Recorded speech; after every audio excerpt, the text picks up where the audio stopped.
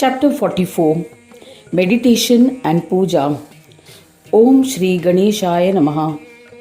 Mudgalacharya said to Daksha, in this manner, just like Kritsamada, King Aila regularly worshipped Gajanana with single-pointed devotion and immersed in singing bhajans of Ganesha. He meditated on Gajanana in solitude in his mind and became one with him. And as his devotion became steadfast, he became indifferent to royal pleasures.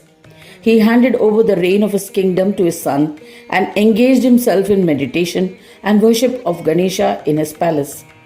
Daksha said to Mudgalacharya, please describe the uninterrupted meditation done by Aila on Ganesha so that I can practice it too. Mudgalacharya replied, I shall tell you about how Aila thoroughly comprehended the essence of Ganesha from Gargya and meditated on his form. Aila said, I bow to Vignaraja, who grants the desires of his devotees and who bears distinguishing auspicious symbols such as a lotus, Abhaya Mudra, a thunderbolt, the banner, and is holding a small axe in his hand. Yet he is kind-hearted. The toes are soft and pinkish. The reddish color enhances its beauty. The nails are tender and the heels are soft and fleshy, such as the majestic countenance of the one who destroys ignorance and eliminates delusions. I humbly contemplate on the muscular yet tender thighs that are reddish in color. I meditate on them forsaking my ego. I contemplate on a soft, muscular and splendorous lap of Vigneshwara, who grants devotion and which resemble a plantain stem. I meditate on the thighs of Vignaraja, which are joy-bestowing and bestow fearlessness. I contemplate upon the rotten middle area around his waist of Ganeshwara, which is reddish and muscular, and is the bestower of happiness and joy. I contemplate upon the garment which adorns his waist and which is red in color. I contemplate on his Nabi, which is the resting place of the glorious Seshanag with devotion. I contemplate on the rotten belly of Mahodara, which contains the triad, Swarga, Earth and Patal, and has a large countenance, shines brilliantly, has beautiful hair and enlightens all. I contemplate on the large reddish muscular chest of Vakratunda. I contemplate on the happiness bestowing Chintamani, who is residing on his heart. I contemplate on the muscular reddish throat of Ganesha marked by 3 horizontal lines. I contemplate on the strong and blood red yet tender shoulders of Ganesha like those of a bull. I contemplate in my mind on the majestic muscular brilliantly shining arms of Swananda, which bestows happiness, as well as the blood red majestic hands which bestow strength. I contemplate within my heart on the beautiful pinkish shining nails on the 20 plump fingers of Ganeshwara, which are adorned with ornaments and bestow protection on his devotees. I contemplate upon the face of Ekadanta with his shining 3 eyes, his elephant trunk, his sharp tooth, which bestows happiness, love, and enlightens the devotees.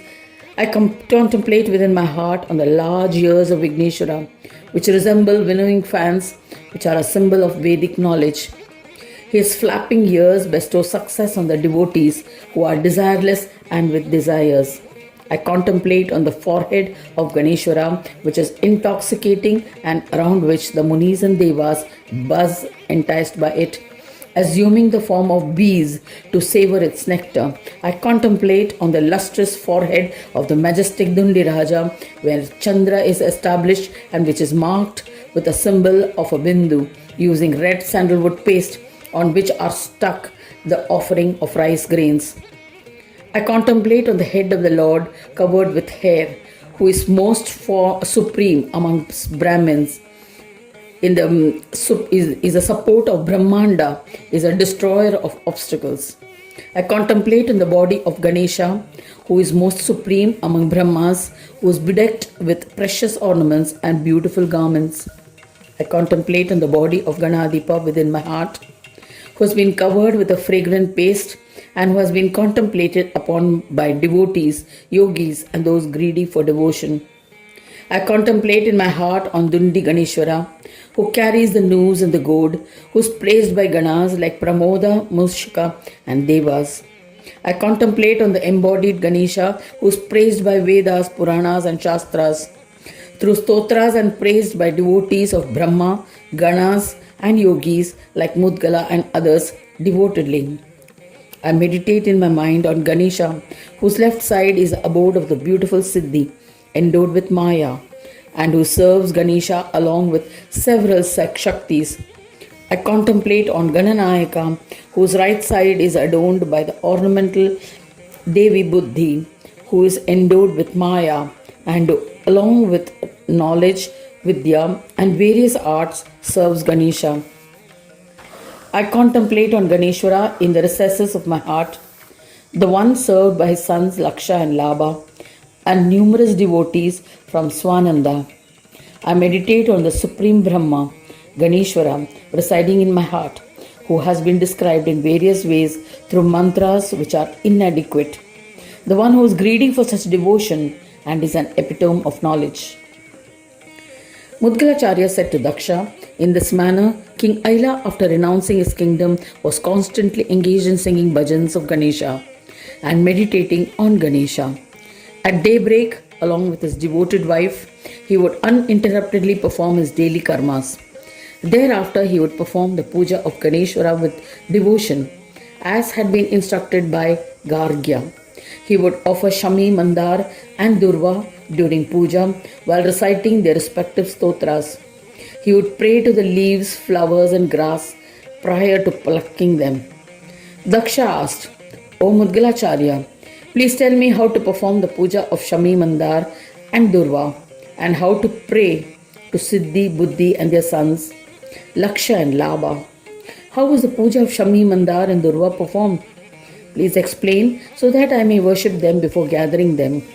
O Yogindra, which mantra should devotees recite while offering Shami, Mandar and other flowers to Ganesha? Please tell me about it.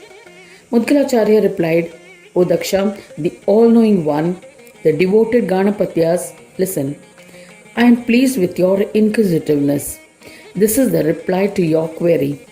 It is by reciting mantras of Ganesha, by offering Shami, Mandar and offering things usually offered to Ganapatyas, that you can please Siddhi, Buddhi and all. The syllables Ga and Na are not associated with either masculine or feminine gender. Ga is a syllable to represent Siddhi and Na is a syllable to represent Buddhi. Their Lord is Ganesha, who assumes these three forms, Siddhi, Buddhi and Ganesha.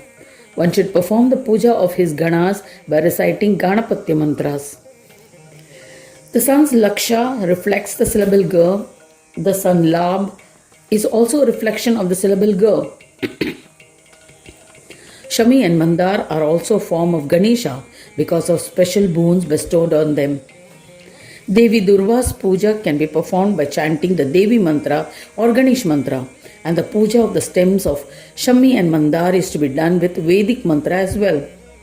A person belonging to Shudra caste can only chant the Nama mantra of Ganesha. I have narrated this enigma to you briefly. Now I shall tell you how to perform their prayers. After having a bath, go to the forest or near the place where Shami, Mandar and Durva trees grow. First, bow to them with devotion and then chant the following mantra. O Durva, you are the form of Anna Brahma. You are the form of nectar. You have numerous blades. I am hurting you as I wish to offer you to Ganesha. Please pardon me. O Devi Shami, you are the form of Ganesha. I am plucking your leaves for the worship of Ganesha. I bow to you. O Mandar, you bestow whatever one desires. I bow to you. I am plucking your flowers for the worship of Ganesha. Please pardon me. O Prajapati, praying to each one in this manner, one should collect Shami, Mandar, Durva and other flowers and then perform the puja of Ganesha.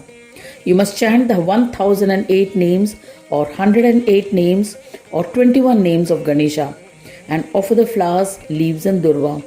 Or else one should chant the root mantra or different Ganesh mantras while offering Durva and other leaves.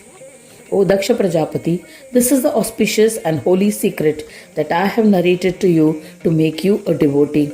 Now, what more do you want to listen? Thus ends the 44th chapter titled Meditation and Puja.